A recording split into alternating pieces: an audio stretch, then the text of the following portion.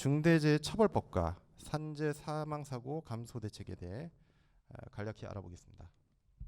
중대재해는 중대산업재해와 중대시민재해로 나뉘어지며 중대산업재해는 산업 현장의 근로자 산업재해가 해당되며 중대시민재해는 일반 시민이 공중이용시설 이용 중 사고 발생 시 적용됩니다. 처벌 기준은 사업주와 법인을 처벌하는 양벌 규정으로 적용되게 되어 있습니다.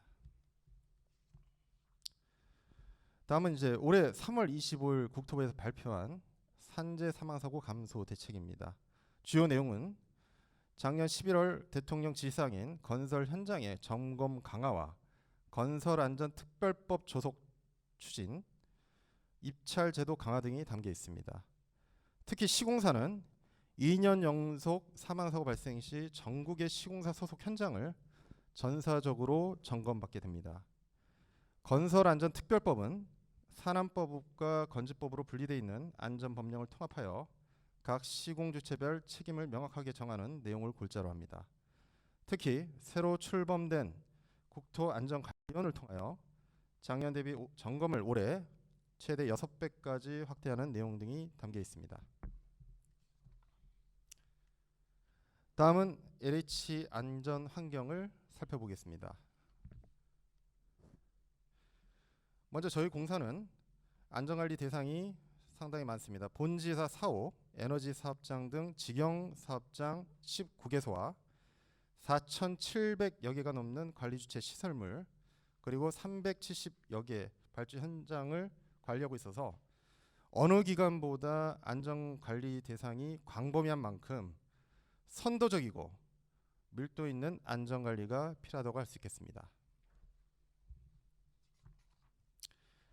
저희 LH의 안전관리 추진 목표는 정부의 목표인 2022년까지 산재 사망자 절반 이상 감축 목표 달성을 위해 기존의 시공사 위주의 안전관리에서 발주자, 시공사, 근로자 모두가 참여하는 올투게더 안전관리 패러다임의 변화를 위해 노력하고 있습니다. 다음은 LH의 과거 재해 현황을 살펴보겠습니다. LH는 사업장 및 근로자 수가 많아 단순 재해자 수는 많으나 재율은 공공기관 평균 대비 낮으며 재해 분석 결과 건축 공종, 저희는 이제 주택 건설을 주로 하기 때문에 건축 공종의 추락 사고가 많이 일어나고 있으며 특히 안전관리가 취약한 영세 업체의 재율이 높은 것으로 나타나고 있습니다. 저희는 건설 현장도 다수 있지만 저희 일반 기존의 주택을 수선 유지 보수하는 공사, 리모델링 공사 이런 것들도 지금 하고 있기 때문에 그런 업종들은 소규모 영세 업체들이 또 많이 들어오고 있습니다. 다음 관리 여건을 분석해보면 앞서 말씀드린 대로 안전관리 대상이 광범위하고 참여업체별 안전관리 수준 차이가 큰 것을 알 수 있습니다. LH는 추락 위험이 많은 주택 건설 현장이 다수이고 발주자의 우월적 관행과 시공사의 이윤 확보 우선주의, 근로자의 안전의식 부족 등으로 그동안 수년간 재해 저감은 답보 상태에 있었습니다. 이를 바탕으로 각종 전문가 자문을 실시한 결과 안전사고의 반복은 사고로부터 교훈을 제대로 얻지 못했기 때문이며 사고의 저감을 위해서는 수많은 제도를 새롭게 만들기보다는 기존 제도를 제대로 작동시키는 것이 중요하다는 결론을 얻었습니다. 과거 저희는 60년 동안 공정, 품질을 우선시하고 안전은 뒤처져 있었습니다. 그런 관행에서 벗어나서 이제는 안전 중심으로 인식 전환이 필요하며 공사 참여자 모두가 안전 우선이라는 인식의 변화가 절실히 필요합니다. 다음은 이를 바탕으로 추진한 LH의 대표적인 안전 제도를 소개해 드리겠습니다.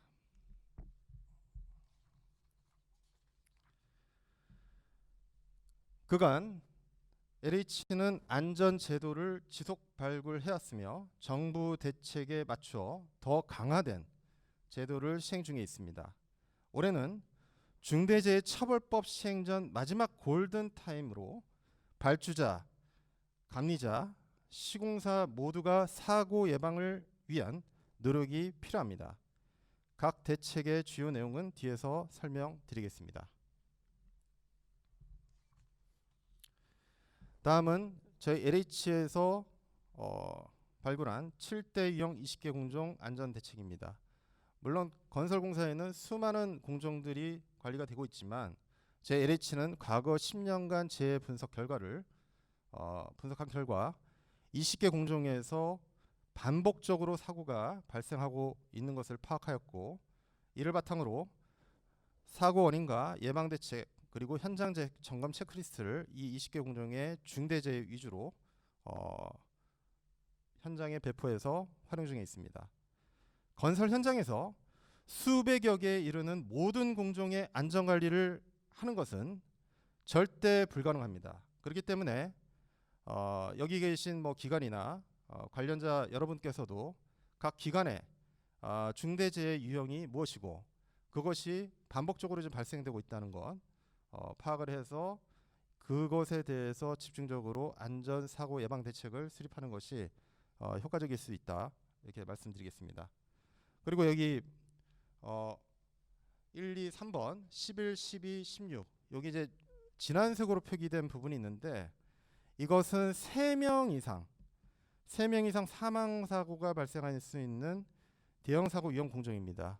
3명 이상 사망사고가 발생하면 기관들도 지금 기관장 문책 해임까지 갈 수 있기 때문에 여기에 대형사고가 일어날 수 있는 공정에서는 특별 관리가 필요하다고 할 수 있겠습니다. 앞서 설명드린 7대 유형 20개 공정을 중심으로 누구나 쉽게 이해할 수 있도록 안전 도면을 작년 말 제작하여 올해부터 발주 도서에 포함하여 전 현장에 배포되고 있습니다. 여기 보시면 이제 3D 도면이 있습니다. 보통은 발주자가 가설 구조물 도면을 제공하지 않고 있습니다. 보통 발주자들은 본 목적물에 대한 설계 도면만 제공하고 있기 때문에 이 가설 도면은 시공자가 그리고 시공자가 구조 검토 후에 발주자 승인을 받도록 되어 있습니다. 이제는 패러다임을 바꿔야 됩니다. 발주자가 그 모든 도면을 직접 만들어서 현장에 배포하고 거기에 대한 안전성을 검토해서 발주자의 역할을 다 해야 된다고 생각하고 있습니다. 다음은 근로자 안전관리 확대를 위하여 근로자가 직접 현장의 위험 상황을 신고하는 세이프티 콜 제도를 운영 중에 있습니다. 앞서 기재부 국장님께서 이 세이프티 콜 제도의 문제점을 좀 앞서 말씀드렸는데 저희도 마찬가지입니다. 근로자가 위험 상황을 신고하는 순간부터 그 근로자는 현장에 일하기가 상당히 어려워집니다. 그렇기 때문에 시공사의 의지가 상당히 중요하고요.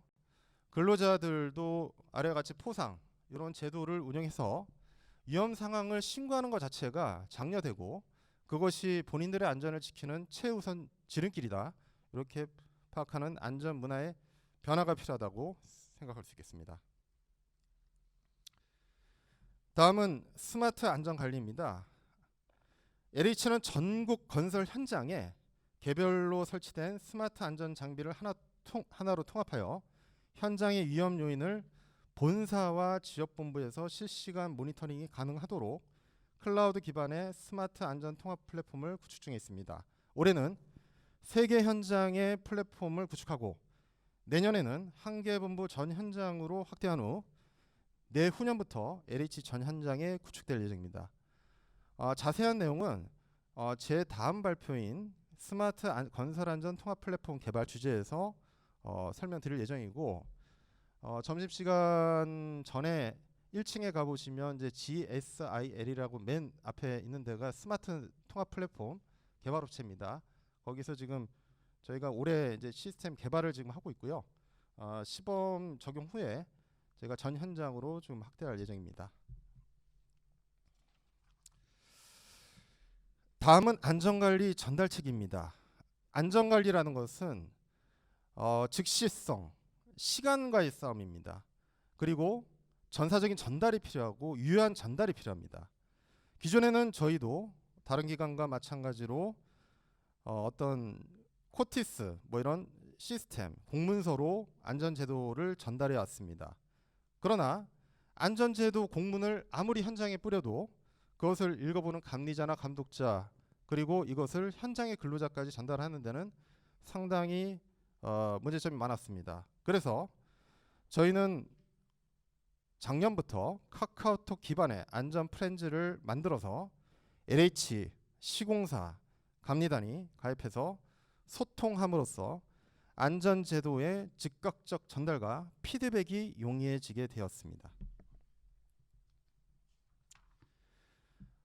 다음은 LH가 그간 안전제도를 이제 시행해 왔는데요.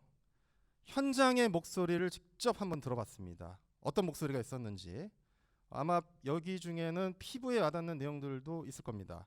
자, 우선 현장을 지원하는 제도는 호응이 있었으나 현장의 안전관리 인력 부족으로 현장에 부담을 주는 제도는 불만의 목소리가 컸었습니다. 그 다음 제도의 신설보다 입찰 제도를 강화하면 유능한 시공사가 참여해서 창의적으로 안전관리를 할 수 있다는 목소리가 있었습니다. 안전관리를 너무 옥죄지 마라. 시공사 자율적으로 안전관리 할 수 있도록 열어주고 대신에 유능한 시공사가 들어올 수 있도록 안전관리에 대한 시공사 선정 이런 부분에 대해서 강화해야 된다. 이런 목소리입니다. 그리고 LH가 발주자가 비용을 적절히 줍니다. 그러나 하도급 근로자까지는 전달이 안 됩니다. 저희가 하도급 업체에 실제적으로 나가는 거를 저희가 샘플로 조사해서 직접 임금을 파악을 해봤습니다. 다는 아니고 제가 직접 샘플링 조사를 하면서 근로자 면담을 통해서 조사를 해본 결과 통상 60% 초반대입니다.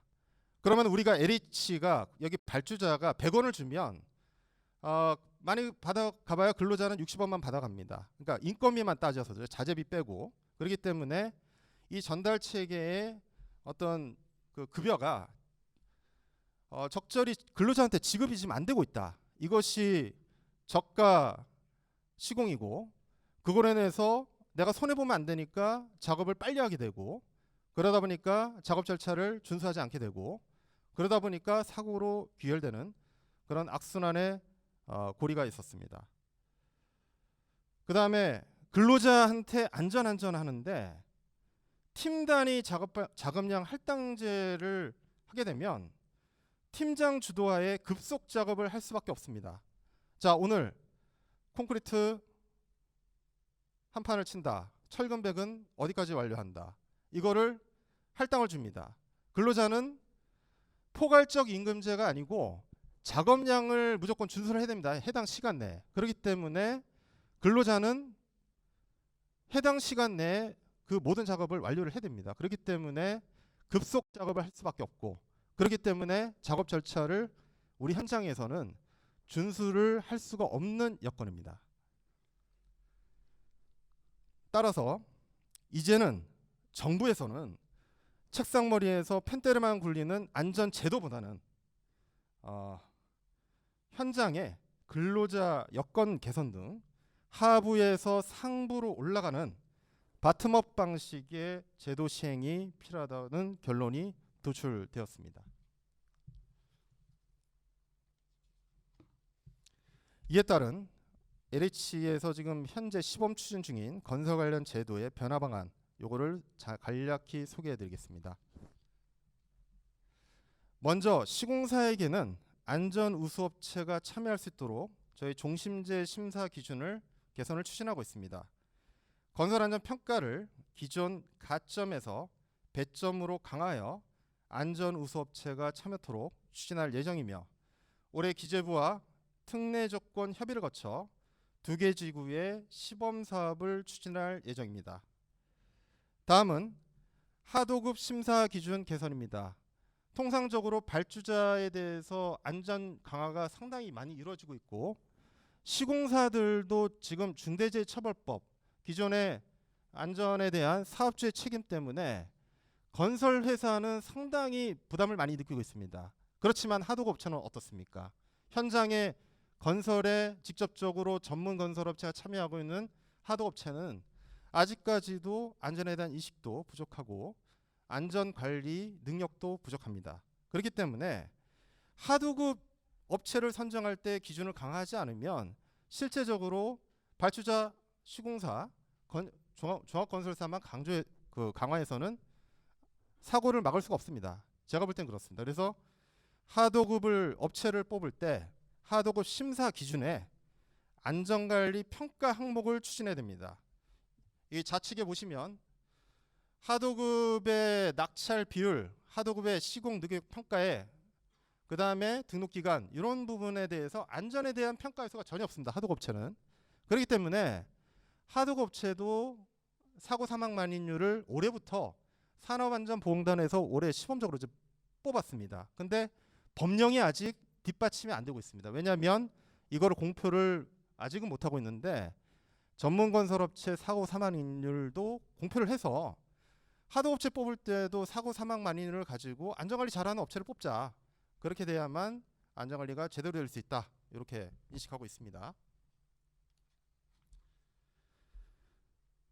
다음은 근로자에 대한 적정임금제 운영입니다. 사실은 근로자들이 건설 현장은 어떻습니까? 외부에 비가 오고 눈이 오고 기상 여건에 상당한 제약을 받고 있기 때문에 통상 22일 월 근무하는 이런 일수를 채우질 못하고 외부 근로자들은 일한 일수만큼만 급여를 받습니다. 그렇기 때문에 일을 못하고 우기든 뭐 동절기든 일을 못하게 되면 그들은 돈을 벌어야 되기 때문에 작업을 많이 단시간 내에 해야 될 수밖에 없는 여건입니다. 그렇기 때문에 건설 현장은 당연히 사고가 많을 수밖에 없다.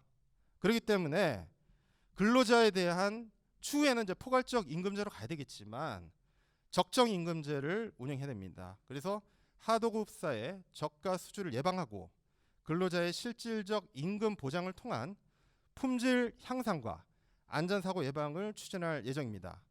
현재 LH에서는 8개 현장에 시범 적용 중에 있으며 올해 근로자 임금 수준에 따른 공사비 영향, 노동시간 증감, 시행성과를 종합적으로 평가한 후 본격적으로 제도할 예정입니다. 이와 같이 건설 관련 안전제도는 기업의 이윤에 우선하는 강력한 안전심사 기준과 근로자의 근로의욕을 높이는 임금 보전과 나아가서는 일용직이 아닌 포괄적 임금 제도로의 전환까지도 검토되어야 하며 이것은 모두 건설 현장의 돈의 흐름과 관계되어 있습니다. 아무리 제도를 100번 개선해도 건설 현장의 돈의 흐름을 파악하지 못하면 백약이 무효합니다. 그러니까 돈의 흐름을 정확하게 파악하고 이것을 개선하지 않으면 건설 현장의 사망사고는 줄일 수 없다. 이렇게 파악하고 있습니다. 자, 이제는 우리가 이 안전 법령을 뛰어넘어서 검토를 좀 해봐야 될, 저도 지금 고민 중에 있습니다. 여러분들도 이 내용에 대해서 한번 고민해 보시고 이런 내용들이 우리 안전을 가로막는 제도들이 뭐고 이거를 어떻게 개선해야 될지를 좀 고민해 보는 시간을 가졌으면 좋겠습니다. 먼저 하도급 제도는 공종의 특성에 맞는 전문성이 강화되나 다단계 관리 체계로 안전에는 불리하며 하도급 제도 개선을 좀 검토해 봐야 될 사항입니다. 다음, 근로자의 작업량 할당제는 생산성 향상에 도움이 되나 급속 작업으로 인해 안전사고는 상당히 불리합니다. 지급자재와 분리발주 공사는 중소기업과 전문업종 보호를 위한 제도이나 공종 간 소통에는 상당히 불리합니다. 산업법과 건축법 위원회는 근로자의 안전과 건설안전 특화에는 전문성이 확보될 수 있으나 행정적 낭비와 서류 가다 등의 문제점이 있습니다. 이거는 피부로 느끼실 겁니다. 징벌적 안전관리는 사고 예방에 직접적 효과를 가져오나 안전 분야 기피 현상으로 인해 향후에는 인센티브를 중시하고 결과보다 과정을 중시하는 정책 개발이 필요할 것으로 보입니다. 자, 그다음에 건설 및 안전 자격 제도, 지금 자격증 제도입니다.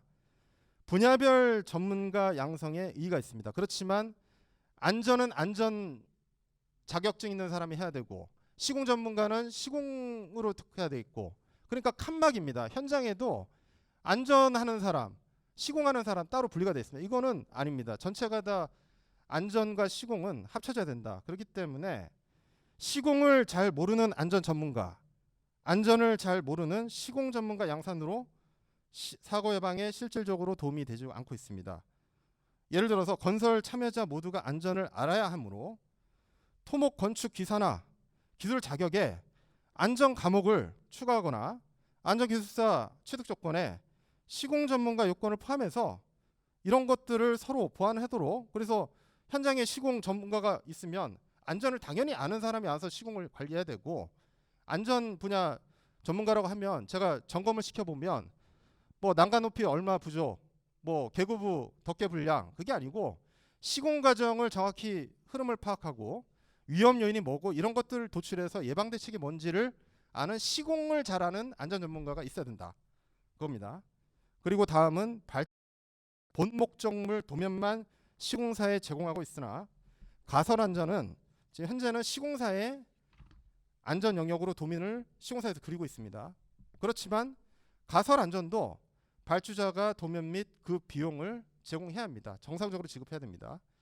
자, 결론입니다. 마지막입니다. 국가는 안전한 환경을 만들어주기 위해 각 시공 주체별 권한과 책임을 명확히 하고 근로자 본인의 안전은 본인이 책임지는 그런 제도의 변화가 필요하다고 생각을 합니다. 이상입니다. 마치겠습니다.